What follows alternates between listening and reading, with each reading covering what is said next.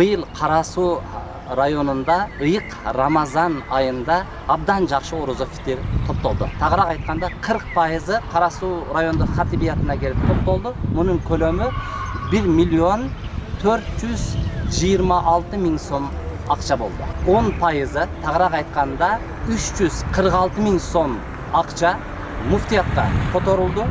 520 миң сом, тагыраак айтканда 15% Ош облустук казыятына которулду. Ал эми 520 миң сому Кара Суу районунун хатибиятында калтырылды. Эми ошол Кара Суу районунун хатибиятында калтырылган 520 миң сомду таркатуу үчүн бүгүн бир жакшы бир иш-чара уюштурдук. Тагыраак айтканда Кара Суу райондук мамлекеттик администрациясынын каттоосунда турган мүмкүнчүлүгү чектелген, аз камсыз болгон муктаж инсандардан 130 жаранды ушул жерге чакырдык бүгүн. Бүгүн бир жакшы бир иш-чараны уюштурабыз. Ар бир жаранга 3 миң сомдон беребиз.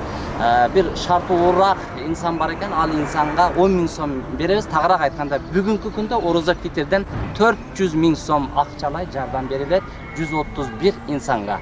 Ал эми ушул күнгө чейин дагы бир муктаж инсандарга 80 миң сом акчалай жардам берилди. Кудай таалам берилген, кылынган орозо фитирлерди жараткан Аллахым өзү кабыл кылсын. Ар бириңерге Кудай таалам ден соолук берсин, өмүрүңөрдү узун кылсын.